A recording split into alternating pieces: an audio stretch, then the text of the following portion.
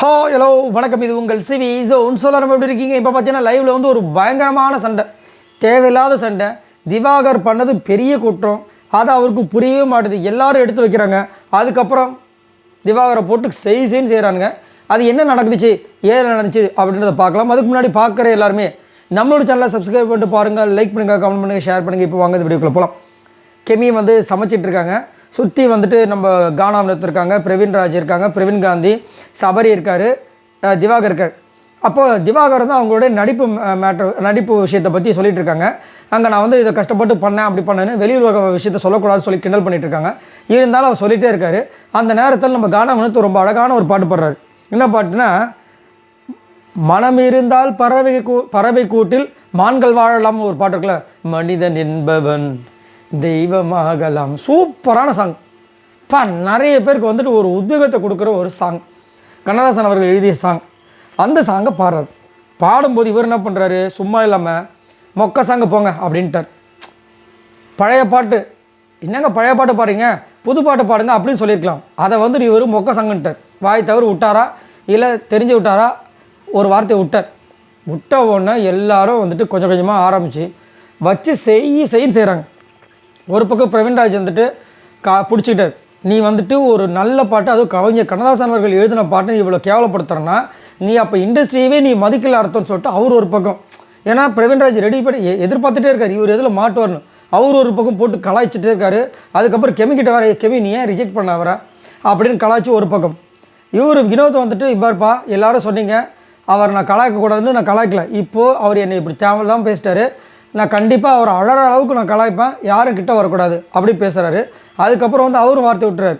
பைத்தியக்காரன், அவனுக்கு அறிவு இருந்தால் தானே அவன் அதெல்லாம் வந்து சொல்லுவான், அவனுக்கு அறிவு இருந்தால் தானே இதை பற்றி அவனுக்கு தெரியும், அவன் அப்படி தான் பேசுவான் அப்படின்ற மாதிரியும் நிறைய விஷயங்கள் அவர் பேசுகிறார். பிரவீன் காந்தி என்ன சொல்கிறாரு, நீங்கள் அவராவது சென்னை, நீங்கள் மதுரைக்காரர், உங்களுக்கு அந்த பாட்டோட லைன் எவ்வளோ தெரிஞ்சிருக்கணும், மனசில் நிறுத்திருக்கணும்.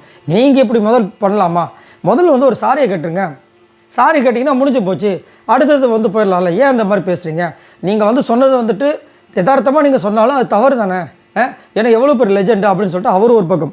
சபரியும் வந்துட்டு அண்ணே நீ பாடினதை நீ சொன்னதை வந்து இங்கே சொல்ல, ஆனால் சொன்ன இடம் தவறு சரியா, அதாவது யதார்த்தமாக நம்ம ஒரு சில பேர் சொல்லுவாங்களே, என்னங்க பழைய பாட்டு பாடிட்டீங்க அந்த மாதிரி இதுக்காக மொக்கன்னு போட்டார்.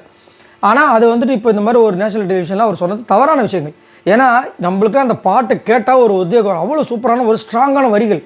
இப்போல்லாம் அந்த மாதிரி ஸ்ட்ராங்கான வரிகள் வருதான்னு கேட்டிங்கன்னா ஸ்ட்ராங்கான மியூசிக் வருது தவிர வரிகள் எங்கேயுமே காது கொடுத்து கேட்டாக்கும் உன்னிப்பாக கேட்க வேண்டியதாக இருக்கும். அப்போது வரிகள் தான் அழகாக இருக்கும், மியூசிக் ரொம்ப கம்மியாக இருக்கும்.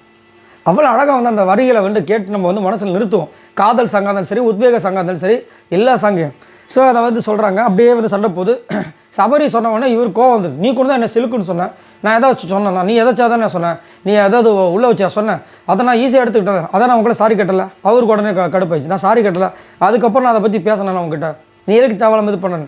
திரும்ப அப்படியே வந்து சரி இதை பற்றி விடு, நான் வந்து எதுக்காக சொன்னேன் அவர் புரிய வைக்க ட்ரை பண்ணுறார் சபரி.